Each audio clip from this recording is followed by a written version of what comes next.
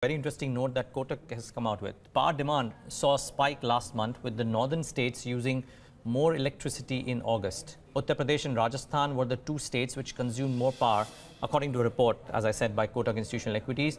Demand remained weak in southern and eastern India during the same period, thus leading to the conclusion that one should not read too much into the spurt in demand. Joining us now on the phone line is one of the authors of the report, Murtuza Arsiwalla. Murtuza, good morning. Thanks for taking the time out. Right. You believe this will be temporary, or this was temporary? Has September already seen a downtick, or will October see an eventual downtick? Well, so generation has been improving. One of the key contributors for that demand, while the monthly number does suggest that both Rajasthan and Uttar Pradesh have been doing well, even if you look at the YTD numbers, Uttar Pradesh has grown at 16% YTD versus the all India average of about 4.7%. So if one looks at the energy demand, it has been at a slightly better number than you've seen over the last 3 or 4 years. Key contributor being Uttar Pradesh. They've been consistently delivering good double-digit growth since April or so this year. A large part of that driven by the data points that you get in terms of reduction in power outages.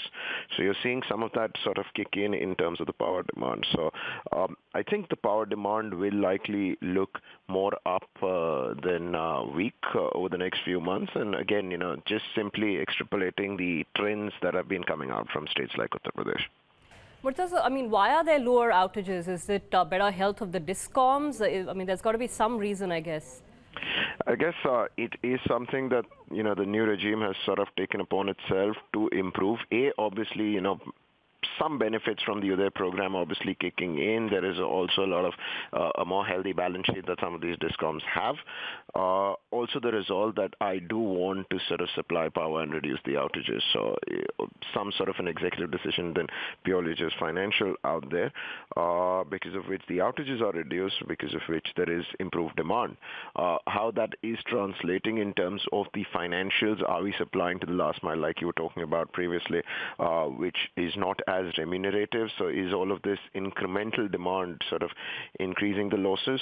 The data points will tell in due course of time. But for now, you're seeing better demand coming in from select states because of reduced power outages.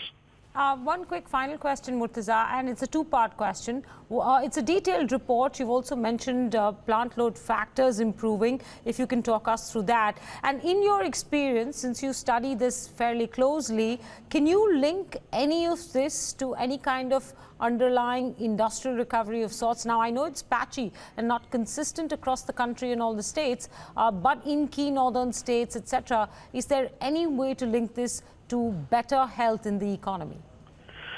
So essentially, if I were to first talk about the generation data points itself, you have seen some improvement as far as coal-based PLFs go. You have seen a good growth in terms of thermal generation.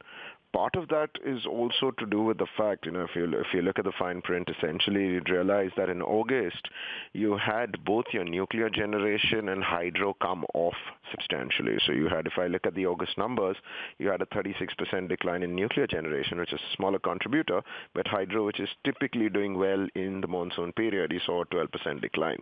So you saw the coal-based and thermal generation grow in strong double digits. Overall generation growth at 8% was still better. YTD growth at about 5%, 8% growth for conventional sort of generation is better.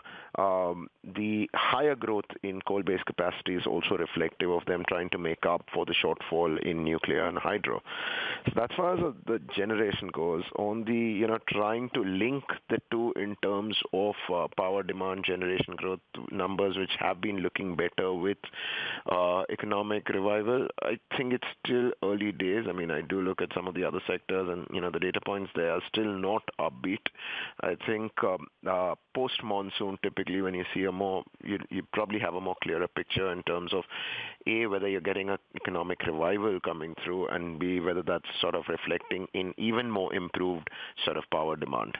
But for now, I would say, the link's pretty weak. Sorry, I do have one more final question.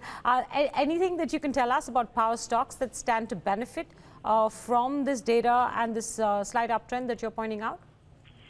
So essentially what is happening is, more than specific stocks, it's essentially the most trended sort of assets, power assets, which will likely see in the next 2 months better utilizations. Even merchant rates did spike up in September. Part of it is a seasonal sort of trend where, you do have a spike in merchant tariffs towards September. So a lot of stranded assets will sort of see better utilizations and perhaps even better realizations. But I'm not so sure that is a sort of structural change that is happening. It's more seasonal in terms of the realization and utilizations improving. All right, Murtuza. Thanks very much for joining us this morning. Interesting.